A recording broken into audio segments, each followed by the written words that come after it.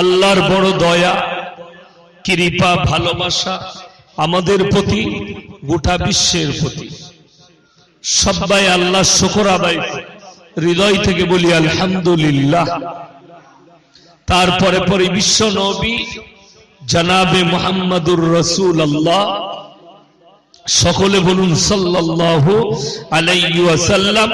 তিনার প্রতি শত কোটি দরুদ বর্ষিত হোক, বলুন আমিন সুম্মা আমিন। সবাই একবার দরুদ শরীফ পাঠ করি। আল্লাহুম্মা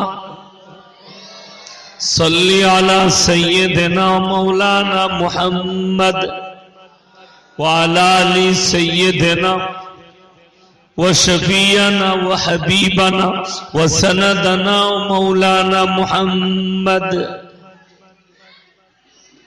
গুটি কয়েক কথা আলোচনা করব। আল্লাহ আমাদের সকলকে আমলের তৌফিক দান করুক, বলুন আল্লাহুম্মা আমিন।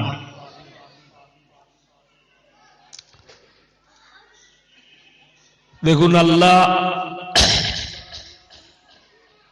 এই পৃথিবীতে প্রকৃতিকে যা কিছু সৃষ্টি করেছে,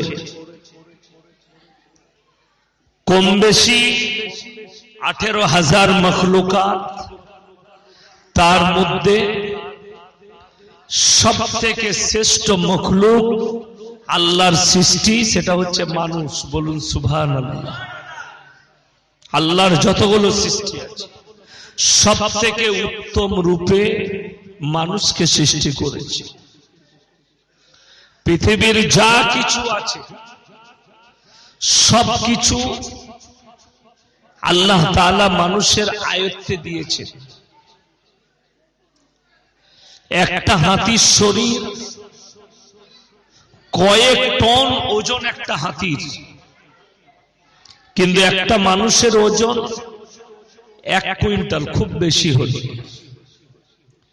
সেই 1 কুইন্টালের একটা মানুষ কয়েক টনের হাতি নিজের কন্ট্রোলে নেয়।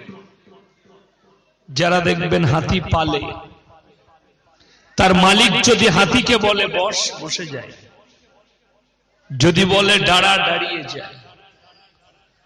দেশ বিদেশে দেখতে পাবেন, মোবাইলে, টিভির পর্দায় বহু এমন ধনী আছে, লোক আছে যারা বাঘও পালে। রাখে না বাড়িতে, দেশ বিদেশের লোক আছে। বাঘ তাদের সাথে খেলা করছে, বাঘ তাদের কথা শুনে, মালিকের কথা শুনে। মানুষ তাকে কন্ট্রোলে নিয়েছে, পোষ মানিয়ে। তো আল্লাহ কতটা হিকমত দিয়েছে। আপনি যদি সুন্দরবনে কোনো বাঘকে গায়ে হাত বুলান, আপনাকে ছেড়ে দিবে না খাবে? আগে খাবে, আপনাকে ছাড়বে না। কেন?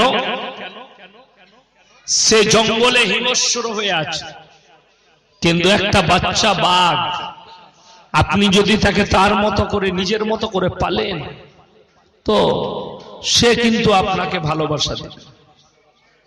তো আল্লাহ মানুষকে এমন একটা হিকমত দিয়েছে, মানুষ কিন্তু বাঘকে কন্ট্রোল করে নেয়। যে কোনো প্রাণী। আমাদের দেশে সাপুরেরা সাবলা চাই, দেখেছেন? বড় বড় সাপ তাদের কাছে থাকে। সেই সাপগুলো খুলে, যাই হোক, তাদের যে বিষটা থাকে, বিষ দাঁত ভেঙে ফেলা হয়। কিন্তু জানেন, যখন তাকে ধরে নিয়ে আসে, সেই ধরার পরে তার মধ্যে যে বিষ ক্রিয়াটা থাকে,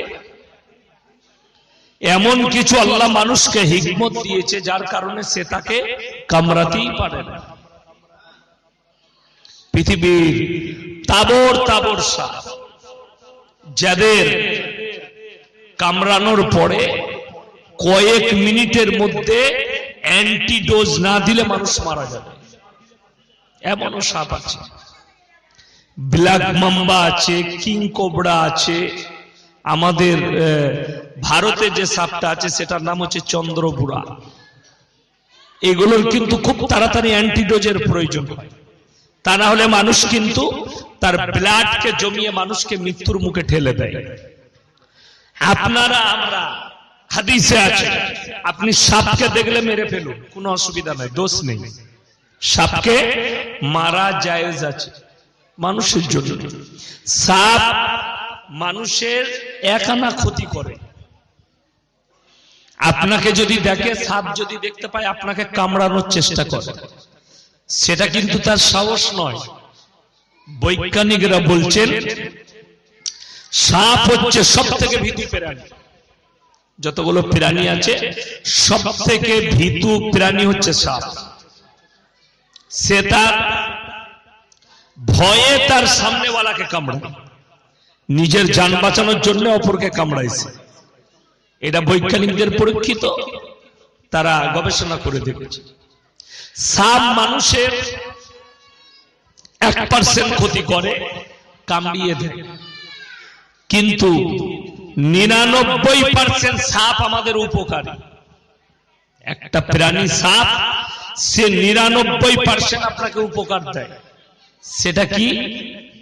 1 নম্বর হচ্ছে যতগুলো ওষুধ পৃথিবীতে তৈরি হচ্ছে সব সাপের বিষ দ্বারা। এর যে ফর্মুলাটা তৈরি করছে পৃথিবীর মধ্যে একটাই দেশ, এই কথা বলো না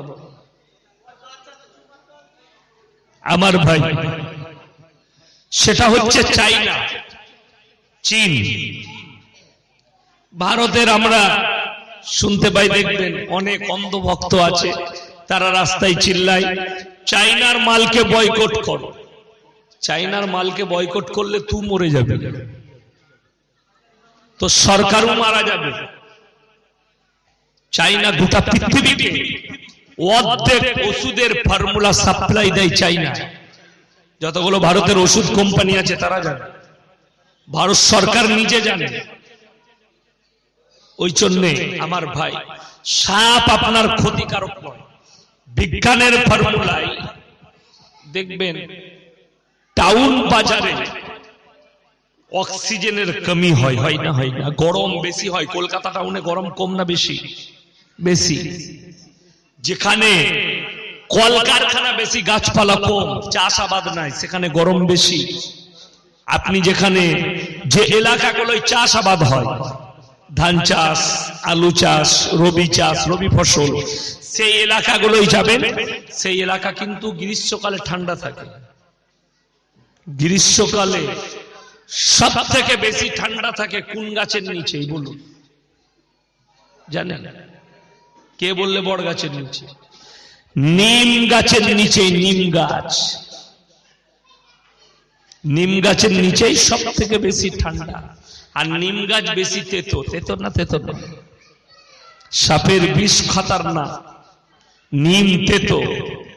তো যেগুলো কাড়োয়া জিনিস তার উপকার বেশি। যাদের দেখবেন শরীরে ঘা ফোট হয়, তাদের একটু করেলা খাওয়া ভালো। করেলা খেলে রক্ত পরিষ্কার হবে, এটা ডাক্তারদের ফর্মুলা। করেলা খাও, তেতো জিনিস খাও, রক্ত পরিষ্কার হবে। রক্ততে বিষক্রিয়া থাকলে কেটে যাবে, ঘা ফোট হলে। তো যেখানে গাছপালা আছে, আজকে পৃথিবীতে দূষণ বেড়ে যাওয়ার কারণ, বড় বড় জঙ্গলে, যেগুলো পৃথিবীর বড় বড় জঙ্গল, বৈজ্ঞানিকরা বলছে অ্যামাজনের জঙ্গল, আফ্রিকা জঙ্গল, যারা জঙ্গল দস্যু হয়, জঙ্গলের গাছকে কেটে বিক্রি করে। আমাদের দেশের সব থেকে বড় জঙ্গল কোথায় আছে? কথা বলেন, কোথায়? কে বললে? সুন্দরবন। হায়দ্রাবাদের জঙ্গল, যেখানে ব্রাহ্মণ থাকতো। সব থেকে বড় ভারতের জঙ্গল হায়দ্রাবাদের জঙ্গল, যেখানে ব্রাহ্মণ বাস করে। আমি যখন এরোপ্লেনে গিয়েছিলাম, প্লেনটা ওইখান থেকে, ওই জঙ্গল থেকে চক্কর নেয় এয়ারপোর্টে নামার জন্য। তো জঙ্গলটা দেখে বুঝতে পারলাম, উপর থেকে কিছুটা নিচেই ছিল, সবিশাল জঙ্গল। সুন্দরবনের 3টা হবে, সেইখানে ব্রাহ্মণ থাকতো। এই জঙ্গলগুলো জঙ্গল দস্যুরা গাছ কেটে কেটে পরিষ্কার করে দিচ্ছিল। টাউনশিপের গাছ নেই, গাছগুলো কাটা যাচ্ছে। গাছ এবং সাপ মানুষের সব থেকে বড় দুটো উপকার যেটা করে গাছ এবং সাপ, সেটা হচ্ছে দূষিত অক্সিজেন গ্রহণ করে এবং বিশুদ্ধ অক্সিজেন আপনাদের জন্য গাছ এবং সাপ পরিবেশন করে। জোরে বলুন সুবহানাল্লাহ। এটা আল্লাহর হুকুমে। তারা কত বড় উপকারী। ওই জন্য আপনার বাড়ি থাকলে, এখন টাউনশিপে বাস করছেন, বাড়ির ছাদেও 2-4টা গাছ লাগান, ফুলের গাছ, কি বুঝলেন, বিভিন্ন রকমের ছোট ছোট ফলের গাছ, কি বুঝলেন। এই পায়ের রোগ হওয়ার কারণ, শহরের মানুষরা দেখবেন বেশিরভাগ অল্প বয়সে খুঁড়া হয়ে যায়। পায়ের ব্যথা, পায়ে খুঁড়া, চলতে পারে না। তার কারণ একটাই, আমরা ঘাসে চলা বন্ধ করে দিয়েছি। আমাদের ছেলেরা মানুষ হয় কোথায়? এসি রুমে মানুষ হচ্ছে। এসি রুম তো বন্ধ, কাঁচের ঘরে মানুষ হচ্ছে, তারপরও এত রোগ জ্বালা। আমাদের দেশের যারা আদিবাসী আছে, আদিবাসী যারা না, যারা আপনাদের হাওড়া জেলায় কম আছে, সব থেকে বেশি আছে বাঁকুড়া, পুরুলিয়া, মেদিনীপুর, ঝাড়গ্রাম, লালগড়, এই এলাকাগুলোই আছে। পুরুলিয়া বাঁকুড়ায় আছে আদিবাসী। এরা যখন চাষাবাদ করে, এদের ছেলেদিকে মায়েরা আলের ওপরে শুইয়ে দেয়, দিয়ে চাষ করে। মা ধান কাটছে, ছেলেটাকে, বাচ্চা ছেলেটাকে খালিতে আলের ওপরে শুই দিয়েছে, সে ঘাসের ওপরে খেলা করছে। তাদের রোগ জ্বালা নাই। আর আপনার ছেলেকে বলছেন ঘর থেকে বার করলে রোগ হবে। হাওয়া খাওয়ান, হাওয়া খান। সকালবেলায় রাস্তায় চললে সুবহানাল্লাহ বলে চলুন। মুসলমানরা এটাই জানে না যে মুসলমানদের জীবন ব্যবস্থাটার নাম কি। মুসলমানের পুরো জীবন ব্যবস্থার নাম হচ্ছে ইসলাম। জোরে বলুন সুবহানাল্লাহ। মুসলমানরা কতটা ভাগ্যবান শুনেলেন। যারা মুমিন, যারা মুসলমান, এরা যদি শরীয়ত আর নবীজি সাল্লাল্লাহু আলাইহি সাল্লামের আদর্শকে মানে, জীবনে এদের জীবনে কোন রকমের কষ্টই আসতে পারে না। এক নম্বর, পায়খানা ঘর ভালো জায়গা না খারাপ জায়গা? কথা বলেন না কেন? খারাপ। নবীজি সাল্লাল্লাহু আলাইহি সাল্লামের সুন্নত হচ্ছে, তোমরা পায়খানা প্রবেশ করলে বাঁ পাটা প্রথমে ঢুকাবে। জোরে বলুন সুবহানাল্লাহ। খারাপ জায়গা। এবং দোয়া পড়ে প্রবেশ করবে। দোয়া পড়লে প্রবেশ করলে আপনি নেকি পাবেন। যতক্ষণ পায়খানা ঘরে থাকবেন, খবিস আপনাকে স্পর্শ করবে। পায়খানা ঘরে খবিস জিন্নাতরা থাকে, খবিস থাকে। বেরুবে ডান পা দিয়ে বের হয়। মসজিদ আল্লাহর ঘর, ভালো জায়গা, ঠিক কিনা কথা বলে? হাদিসে আছে, মসজিদে প্রবেশ করলে ডান পাটা আগে রাখবে, দোয়া পড়ে প্রবেশ করবে। দ্বিতীয় নম্বর, যখন প্রবেশ করবে ইতিকাফের নিয়ত করে প্রবেশ করবে। আপনি যখনই মসজিদে প্রবেশ করবেন ইতিকাফের, ওই জন্য হাদিসে আছে মসজিদের ভেতরে দুনিয়াদারির কথা বলা নিষেধ। হাদিসে নবীজি কিয়ামতের আলামতের মধ্যে একটা আলামত বলেছেন, যখন দেখতে পাবে সমাজের লোক মসজিদের ভেতরে দুনিয়াদারির কথা বলছে, জানবে কিয়ামত কাছে চলে এসেছে। এখন দুনিয়াদারির কথা কোথায় বলে? মসজিদের ভেতরে। মসজিদে জুম্মার দিনে নামাজ পড়তে গেছে, তোর কাজ হয়েছে, কাজটা জমা করে এসেছিস, হাটে গিয়েছিলি, মসজিদের ভেতরে, তো তোমার বরকত হবে কি করে? এই তো কিয়ামতের আলামত। মসজিদ হচ্ছে ইবাদতের জায়গা। ওই জন্য হাদিসে আছে, তোমরা প্রবেশ করলে ইতিকাফের নিয়তে প্রবেশ করো। নামাজ, কোরআন তেলাওয়াত, জিকির আজকার, ইবাদত ছাড়া কোনো কথা চলবে না মসজিদের। কোনো কথা বলো না। জুম্মার দিনে খুতবা চললেও অনেক লোক আমাদের দেশে কথা বলে, বলে না? বলে না? কথা বলে, কথা বলে। যেমন বড় কষ্টের বিষয়, মসজিদে জুম্মায় বায়ান চলছে, লোকরা আসছে, সুন্নত পড়ছে, ঠিক কিনা কথা বলেন? জুম্মায় বায়ান হয়। যে কোনো মৌলবি হাওড়া জেলার বড় বড় মুফতি দিকে জিজ্ঞেস করুন যে জুম্মার দিনে বায়ান করাটা ফরজ, সুন্নত না ওয়াজিব? কিছুই নয়। না করলেও দোষের নেই। সময় থাকলে একটা হাদিস বলে দাও। জুম্মার দিনটা হচ্ছে ইবাদতের দিন। মসজিদের ভেতরে মানুষ প্রবেশ করে, সুন্নত পড়বে, নামাজ পড়বে, কাজা থাকলে ফজর পড়বে। মসজিদের বায়ান চলছে, লোকরা ঢুকছে আর নিয়ত করছে। ইমামের বায়ান শুনবে না, ও নামাজ পড়বে। আবার অনেকজন বলে হুজুর আরেকটু বলুন, আরেকটু বলুন, দিয়ে 50। যারা সুগারের রোগী ঢুকেছে 11:30টায়, বেরুচ্ছে 1:30টায়। ও মসজিদ থেকে বেরুতে বেরুতে লুঙ্গিতে মাল নেমে গেছে। কত ভালো হলো, মসজিদ না পাক হলো। বয়স্ক মানুষ, এহতিয়াত করতে হবে। যেই বায়ান করুক আমি হয় আর ইমাম হয়, যেই খুতবা পাঠ করুক আমি হয় কিংবা ইমাম হোক, আমাদেরকে এহতিয়াত করতে হবে মুক্তাদিদের উপরে নজর রেখে। মুক্তাদি, তাদের উপরে নজর রাখতে হবে। আমার সময় খরচে যেন অপর ব্যক্তি কষ্ট না পেয়ে যায়। ইসলাম কেউ কি কষ্ট দিতে শিখাই, এটা আপনাকে মাথায় রাখতে হবে। ওই জন্য একটা একটা করে বলবো, সবাই আমরা আমল করবো। জোরে বলুন ইনশাআল্লাহ। এতগুলো মুসলমান এসে বসেছে, আলহামদুলিল্লাহ, খুব ভালো জিনিস। হাওড়ায় প্রচুর মুসলমান আছে, টুপিওয়ালা, দাড়িওয়ালা, গাদা আছে। দেশেতে মুসলমান অনেক আছে। সরকারি সমীক্ষায়, পৃথিবীর সমীক্ষায় আছে পৃথিবীতে 250 কোটি মুসলমান। জোরে বলুন সুবহানাল্লাহ। আমেরিকার একটা বিশেষজ্ঞ বলেছে যে পৃথিবীর বুকে বিশেষ করে ইহুদি খ্রিস্টানদের মধ্যে ইসলামকে কবুল করার এত প্রবণতা বেড়ে গেছে, ভবিষ্যতে ইসলাম দ্বিতীয় নয় প্রথম বৃহত্তম ধর্ম হিসাবে পৃথিবীর বুকে স্থান পাবে। জোরে বলুন সুবহানাল্লাহ। ভারতের সরকারের সমীক্ষা সেদিনে দেখলাম টিভির পর্দায়, 19% মুসলমান আছে। ঠিক কিনা কথা বল? কষ্ট এক জায়গাতে। আমার বাপও শুনেছিল 19%, আমিও শুনেছি 19%। আমার বিটি স্কুলে যাচ্ছে, সেও শুনছে 19%। হ্যাঁ বে, আমরা হিজড়ে ছেলে হয়নি?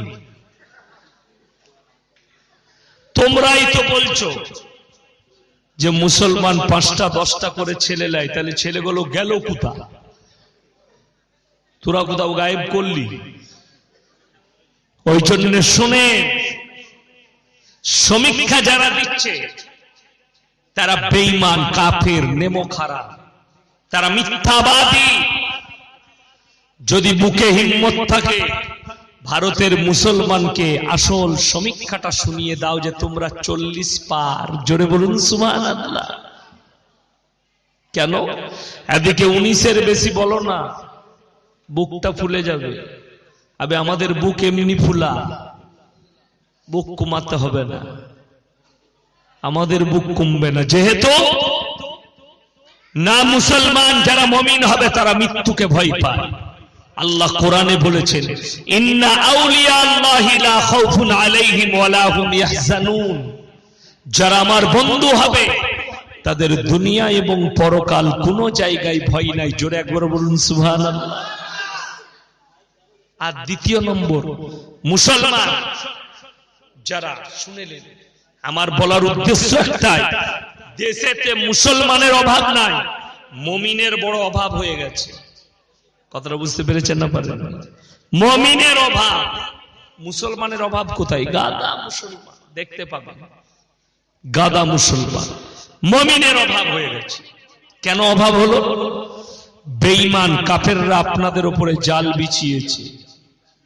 বেঈমান কাফেররা বহুত বড় জাল বিছিয়েছে, আপনি অনুভব করতে পারবেন না কত বড় জাল বিছিয়েছে। মুসলমানদের ঈমানকে ধ্বংস করে দাও, তাদের বিটিদের ঈমানকে ধ্বংস করে দাও, তাদের চলাফেরাটা যেন বেঈমান কাফেরের মতো হয়।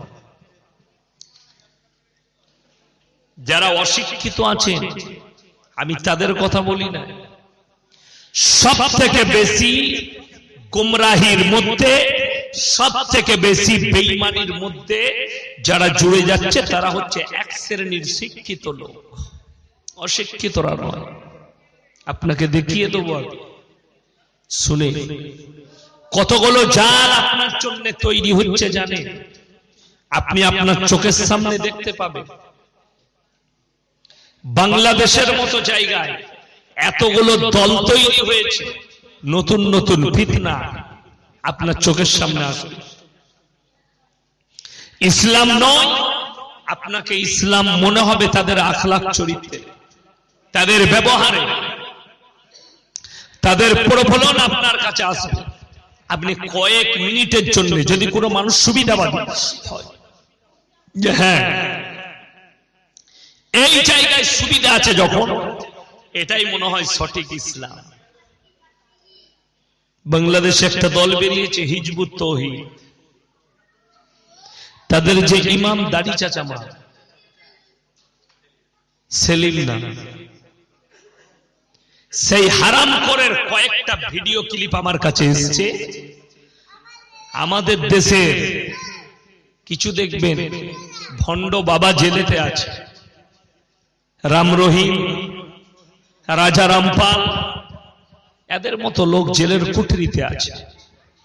এই ধরনেরই ভিডিও, নোংরা ভিডিও বাংলাদেশ থেকে আমাকে কয়েকটা যুবক পাঠিয়েছে, যার কাজ কারবার মেন। এর প্রথম ফতোয়া, আমাদের মতো মৌলবীরা নারীদিকে বঞ্চিত করেছি, অথচ নারী পুরুষ তারা এক কাছে বসতে পাবে, ঘোরাফেরা করতে পাবে, দিয়ে এমনকি মেয়েরা ইমামতিও করতে পাবে। সেখানে দেখছি 40-50টা লোক নামাজে দাঁড়িয়েছে, তাদের ইমাম হচ্ছে একটা খালা। আমরা পেছনে যারা নামাজ পড়ছে তাদের নামাজ কত ভালো হবে, কারুর মনে মনে হবে সালা মালটা দারুণ আছে, তো কত সুন্দর নিয়ত হবে। আল্লাহর কসম, নবীজি সাল্লাল্লাহু আলাইহি সাল্লাম বলে গেছেন পৃথিবীতে মুসলমানদের দল হবে 73, 73টা। এটা হাদিস। কটা বললাম? 73। আল্লাহর কাছে কিন্তু এই দল থাকবে না। কোরআনে আছে ওয়াকুনতুম আজওয়াজান সালাসা, আমি মানুষকে 3টে দলে বিভক্ত করব কিয়ামতের দিনে। কটা বললাম? 3টে। সেদিন এই 73টা মাল থাকবে না, 73টা দুনিয়া। শুধু তাই নয়, আমাদের দেশে ভারত থেকে উৎপত্তি, ভারতের পাঞ্জাবে কাদিয়ান বলে একটা জায়গা আছে, সেখানে একটা লোক জন্ম নিয়েছিল, তার নাম হচ্ছে গোলাম আহমদ। গোলাম আহমদ তার নাম। সেই লোকটি সর্বপ্রথম যেটা দাবি করে, সেই দাবিটা হচ্ছে আমি ঈসা মসিহ। পরবর্তীতে তার লোকরা বললে ঈসা मसीह तो क़यामत से पहले आएंगे, इतने जल्दी आप कैसे आ गए? সে দেখলে মাল ধরা পড়ে যাচ্ছে, এটা তো মিথ্যা। আবার বললে नहीं, मैं ईसा मसीह नहीं हूं, मैं आखिरी नबी अहमद, आखिरी नबी।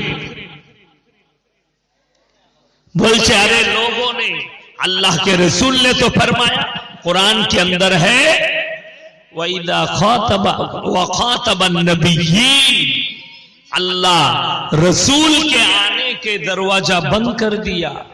हमारे रसूल आखिरी पैगंबर थे। হাদিসে চলুন, নবীজি সাল্লাল্লাহু আলাইহি সাল্লাম উনার একটা ভাষা হাদিসে এসেছে, আমার পরে যদি নবুয়তের দরজা খোলা থাকতো আল্লাহ হযরতে উমরকে নবুয়ত দান করতেন। জোরে একবার বলুন সুবহানাল্লাহ। হযরতে উমর নবুয়ত পেতেন। এই লোকটা গোলাম আহমদ কাদিয়ানী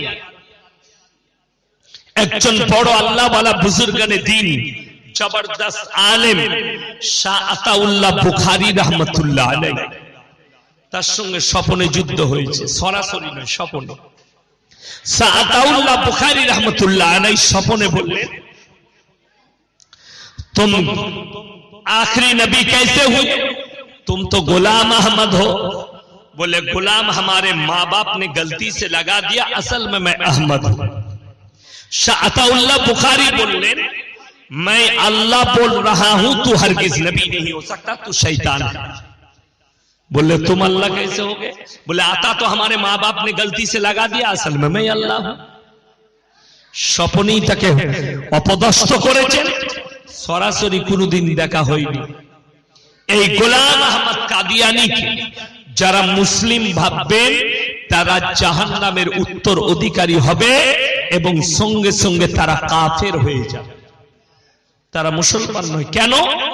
তাদের আকীদা আখরি নবীর উপরে নেই, গোলাম আহমদ কাদিয়ানী। চলুন একবার তাহলে দেখা যাক তার ব্যবহারটা, তার আখলাকটা কেমন ছিল, সে কেমন নিজেকে যে নবী দাবি করেছে, তার ব্যবহার আখলাক চরিত্র কেমন ছিল।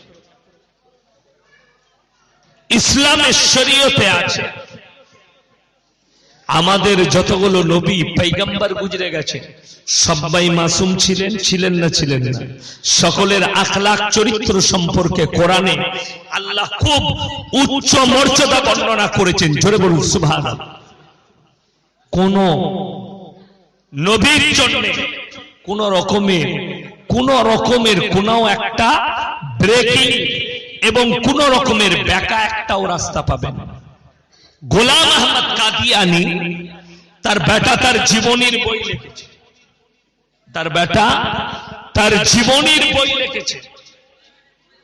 শুধু তাই নয়, আমার ভাই এই গোলাম আহমদ কাদিয়ানীর বেটা বইয়ের মধ্যে লিখেছে, আমার আব্বা এত সাদাসিদে নবী ছিল, এত সাদাসিদে ছিল যে ফজরের নামাজ পড়তে যাবে পাগড়ি মনে করে আমার মায়ের ছায়াটা লেপটিয়ে চলে গেছে। এবে সে কোনদিন নবী হয়? সে তো আজ তো পাগল হবে, নাহলে গরু গাদা হবে। আমাদের দেশের লোক, আচ্ছা আপনারা বলুন, আপনাদের এখানে আমার মতো মৌলবি যদি ভোরের বেলায় বইয়ের ছায়াটা লেপটিয়ে যায়, লোকরা পাগল বলবে না বলবে? হুজুর বলবে না পাগল বলবে? সালা একে একে হুজুর বানালে সালা খেপে গেছে, বইয়ের মাথায় ছায়াটা লেপটিয়ে চলে এসেছে। যে বইয়ের ছায়া লেপটিয়ে চলে যায় সে পাগল ছাড়া, গরু গাদা ছাড়া নবী কখনো হতে পারে না। গোলাম আহমদ কাদিয়ানী দ্বিতীয় নম্বর যে আখলাকটা রেখেছে, তার বেটা বলছে আমার আব্বা খুব রাগী ছিল, ভাত ছুঁড়ে দিত আমার দাদি ভাত দিলে।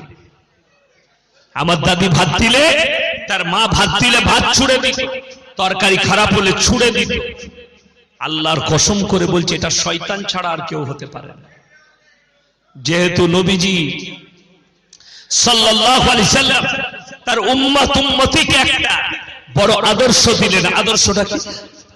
তোমরা খাবারের সময় সুন্নত পালন করবে। নবীজি সাল্লাল্লাহু আলাইহি সাল্লাম আদর্শ দিলেন, তোমরা মুমিন তখন হবে তোমার দস্তরখানে খাবার এলে যদি হালাল খাবার হয়, তোমার স্ত্রী যদি খাবার রান্না করে খাবার হলে খারাপ হলেও সেটা তোমরা প্রকাশ করো না, স্ত্রী কষ্ট পাবে। জোরে বলুন সুবহানাল্লাহ। আর সে মায়ের রান্না ভাত ছুড়ে দিত, তাকে নবী বলা যাবে? কথা বলেন? কেউ কোনোদিন অ্যাকসেপ্ট করবেন না। এরকম ধোঁকা যদি আপনার রানীহাটি এলাকায় দেখেন, তাকে বেঁধে রেখে সঙ্গে সঙ্গে পুলিশের হাতে তুলে দেন, তাকে এলাকা ছাড়া করুন। তা না হলে শুনেলেন এদের যে চাঙ্গা পঙ্গগুলো ঘুরছে ভারতে আর বাংলাদেশে, এদের মেহনতটা শুনেলেন আমাদের মতো জলসার স্টেজে নয়। একটা কাদিয়ানির কোন মৌলবীর একটা জলসা দেখাতে পারবেন, একটা জলসা, একটা কনফারেন্স দেখাতে পারবেন। কেন? এরা জানে সমাজের যারা বুদ্ধিজীবী লোক হবে এদিকে জুতো ঝাঁটা মারবে, এদেরকে কেউ অ্যাকসেপ্ট করবে না। চ্যালেঞ্জ ছুড়ে বললাম, আমাদের ভারতে যত তবকার আলেম আছে, দেওবন্দি, বেরেলি, ফুরফুরা, আজানগাছি, যতগুলো আছে দল, যতগুলো নবীজির আদর্শের উপরে চলে, কেউ এটাকে অ্যাকসেপ্ট করেনি, সবাই ইসলাম থেকে খারিজ বলে দিয়েছে এবং বেঈমান কাফের বলা হয়েছে, ওদিকে মুসলমান বলে দাবি করে। আমাদের দেশে আরেকটা সম্প্রদায় আছে, শিয়া সম্প্রদায়, যেটা ইরানে আছে, ইরাকে আছে। সাদ্দাম হোসেন সুন্নি ছিলেন, ওকে মারার ষড়যন্ত্রের পেছনে শিয়ারা ছিল সম্পূর্ণ। কেন? তার দেশের রাজা শিয়া হবে এটা তারা অ্যাকসেপ্ট করে নিতে পারে, তার দেশের রাজা একজন সুন্নি হবে এটা মেনে নিতে পারে। শিয়াদিকে মুসলমান এই জন্য মারা যাবে না। আপনাদেরকে জানিয়ে রাখছি, কলকাতায় শিয়া কিছু আছে, তারা ধোঁকা দিলে তাদের প্রবঞ্চনায় পড়বেন না। এক নম্বর তাদের আকীদা যেটা দ্বারাই তারা ইসলাম থেকে খারিজ, সেটা এক নম্বর আকীদা হচ্ছে আল্লাহ তাআলা যখন ওহীটা জিবরিল আমিনের মাধ্যমে পাঠালেন, ওটা পাঠিয়েছিলেন আলীর কাছে, জিবরিল আমিন ভুলবশত মুহাম্মদের কাছে দিয়েছে। জোরে বলুন নাউজুবিল্লাহ। এই আকীদাতেই ওরা ঈমান হারা হয়ে গেছে। শুনেলেন, যারা আমাদের দেশের হিন্দু ভাই আছে না নাই, কথা বলে আছে, তাদেরকে বুঝানো যাবে না। আমি কালকে বুঝিয়েছি, কালকে জলসায় আপনাদেরকে বুঝিয়ে দিয়ে যাই। আমাদের অনেক মুসলমান ছেলে সম্প্রীতির কথা বলে, অনেক নেতারা সম্প্রীতির কথা বলছে, যে ধর্ম যার যার উৎসব সবার, এই ভাষা তো আমরা শুনেইছি, ঠিক কি না? কথা বলেছি। যারা বলেছে মুসলমান ছেলে হোক, মুসলমান নেতা হোক, হিন্দু নেতা হোক, যে ধর্মেরই নেতা হোক, তারা অজ্ঞাত অবস্থায় বলেছে তাদের জ্ঞান নাই এই সম্পর্কে। জ্ঞান নেই কেন? আমাদের মুসলমান যারা হবে, মুমিন যারা হবে, তাদের আস্থা কিন্তু এক আল্লাহর উপরে, অনেকগুলো আল্লাহর উপরে নয়। কথা বলেন ঠিক কি না? আমরা কটা আল্লাহকে বিশ্বাস করি? কথা বলেন সকলে, জোরে বলুন এক আল্লাহ বিশ্বাসী, জোরে বলুন ইনশাআল্লাহ। অনেকগুলো আল্লাহর প্রতি নয়। ওই জন্য আমাদের দেশের যারা হিন্দু ভাই আছে, কেউ পাথরের পূজা করে, কেউ মূর্তির, কেউ আগুনের, কেউ পানির, কেউ পূর্বের, কেউ পশ্চিমের, এই ধরনের উপাসনা হয়। এই যে হোলি উৎসব, অনেক মুসলমান যুবক যুবতী কলকাতায় হোলি খেলেছে না খেলেনি? কথা বলে প্রমাণ দেব। আমি হাওড়া জেলায় প্রমাণ দিতে যাব না, আমার বর্তমান জেলায় প্রমাণ দেব। গুলি মারুন, আমি বলবে যে আপনি কি দেখেছেন, কিন্তু আমি আন্দাজে বলছি, কিন্তু আমার বর্তমানে আমি প্রমাণ দেব, আমার এলাকায় আমি প্রমাণ দেব। মুসলমান ছেলে হোলি খেলেছে, কিন্তু কষ্টের বিষয় একটা, যদি বলেন হুজুর হোলি খেলা যাবে না, আমাদের মতো মৌলবীর বক্তব্যকে নিয়ে আমাদের দেশের কিছু কুত্তা মিডিয়া আছে, তারা বলে ये मौलवी हमारे देश में नफरत फैला रहा है, अगर हिम्मत है। এই মুহূর্তে এই গ্রামে আমার এখানে 4 বার এই স্টেজে আসা হলো, এটা দিয়ে 4 বার পড়েছে, আপনারা জানেন। তখন অত সোশ্যাল মিডিয়ার যুগ ছিল না। আমার বর্তমানে 18 থেকে 20,000 জলসা সোশ্যাল মিডিয়ায় ছুটছে। আমি 1000-এর বেশি দাওয়াত দিয়েছি। যতগুলো ভারতের মিডিয়া আছে, বাংলা হোক আর हिंदी वाला हो, हमारे साथ बैठ जाओ, हमारे जैसे मौलवी को बुलाओ अगर हिम्मत है। वो जो चश्मिश है ना, रिपब्लिक टीवी का क्या नाम है, हरामखोर का, अर्नब गोस्वामी, अगर हिम्मत है तो हमारे जैसे मौलवियों से बैठ के दिखाओ।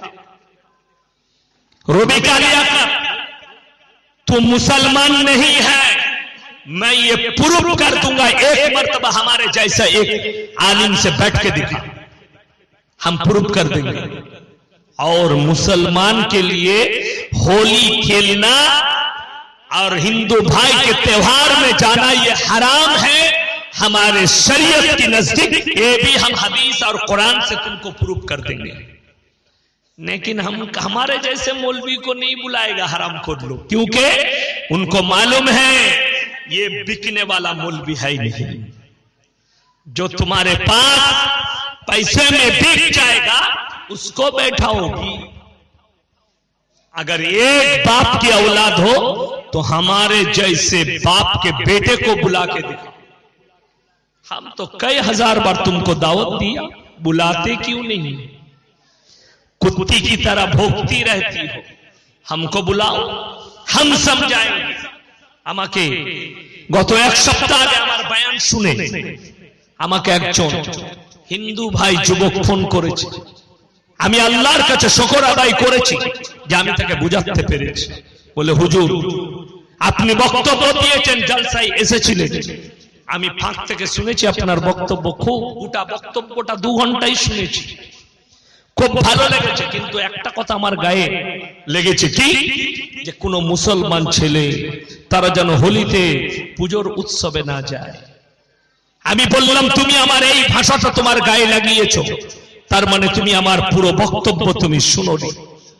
শুনেলেন এরপরে যে মিডিয়াতে যে সমস্ত হিন্দু ভাইদের, যে সমস্ত শিক্ষিত মুসলমান যুবক যুবতীদের মনে হচ্ছে এই মৌলবীটা দাঁড়ার পয়দা করছে, হিংসা বিদ্বেষ ছড়াচ্ছে, তোমাদের না ইসলাম বুঝে এসছে না আমার ভাষা। আমার 2 ঘন্টা বয়ানটা শুনো, তারপরে ক্লিয়ার হয়ে যাবে।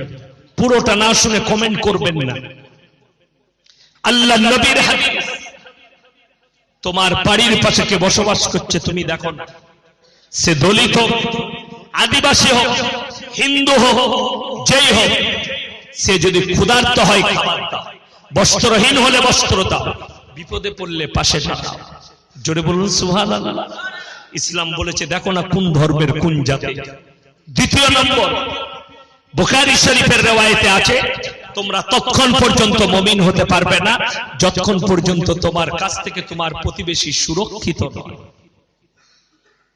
তোমার প্রতিবেশীকে যেই বাস করুক তাকে সুরক্ষা দিতে হবে, আপনার দ্বারা সে যেন কষ্ট না পায়। এটা ইসলাম। আমি বলেছি একটা জলসায়, ধর্ম যার যার উৎসব সবার হলে এ তো বিরাট সুবিধার কথা।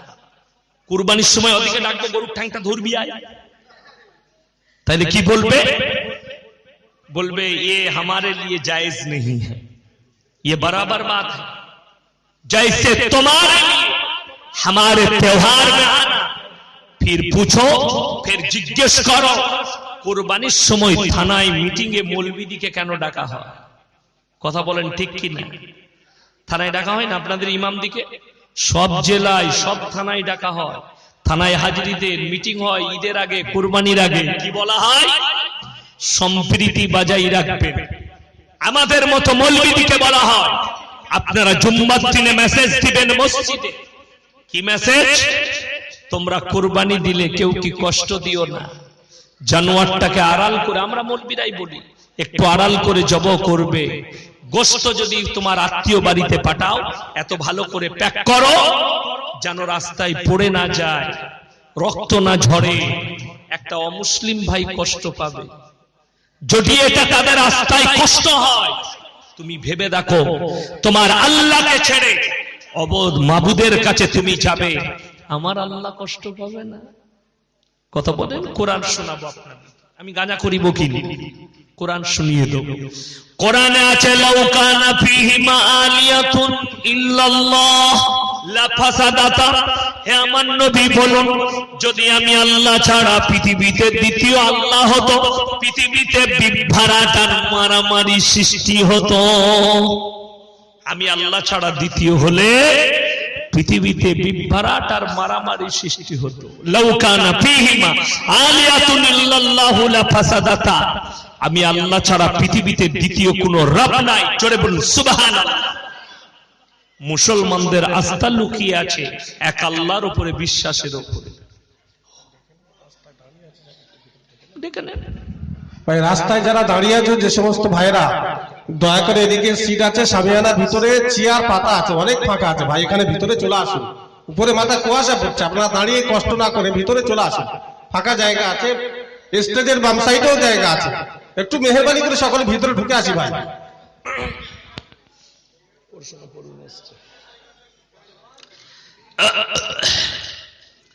আমার ভাই একটা কথা মাথায় রাখবেন, ইসলামের যে বুনিয়াদ আল্লাহ রেখেছেন এক আল্লাহর উপরে, বিশ্বাসের উপরে রেখেছেন। এমনি রাখেন মুসলমানদের আস্থা এক আল্লাহর উপরে, অনেকগুলো আল্লাহর উপরে নয়। ওই জন্য শুনে, আপনি যদি বলেন কোন হিন্দু ভাই যদি আপনাকে দাওয়াত দেয় যে ভাই আমার বন্ধু হস, আমার বাড়িতে আই চা খেয়ে যাবি, কোন দোষের নাই, আপনি চা খেতে পাবেন, হারাম নয়। কোন মৌলবি হারাম বলতে পারবেন। আপনাকে যদি কোনো হিন্দু ভাই তার মেয়ের বিয়েতে, বোনের বিয়েতে দাওয়াত দেয়, আপনি অবশ্যই যেতে পাবেন, হালাল মালটা আপনি খাবেন, অবশ্যই, কোনো অসুবিধা নেই। কিন্তু পুজোর পোশাক, পুজোর অনুষ্ঠানের খানা মুসলমানদের জন্য হারাম কেন? এটাও কোরআনের দলিল শুনেলেন। আমার কোন অমুসলিম ভাই যাদের কানে আওয়াজ যাচ্ছে তারাও শোনো। কেউ যদি মনে হয় আমাকে পরীক্ষা করবেন, হাওড়া জেলার কোন আমার হিন্দু ভাই যদি আমাকে দাওয়াত দেন, তার বাড়িতে আমি পানি খেতে যাব, চা খেতে যাব, হালাল খাবার দিলে আমি তোমার বাড়িতে খেতে যাব, কবে দাওয়াত দিবে বলো? আমার কাছে হারাম নয়। কিন্তু পুজোর পোশাক, পুজোর অনুষ্ঠানের খানা, সেই উদ্দেশ্যের খানা মুসলমানের জন্য কেন হারাম? কোরআনকে জিজ্ঞেস করো। সূরা বাকারা, ইন্নামা হাররামা আলাইকুমুল মাইতাতা ওয়াদ-দামা ওয়া লাহমাল খিনজির ওয়া মা উহিল্লা বিহি লিগাইরিল্লাহ, প্রবাহিত রক্ত, মরা জন্তুর মাংস,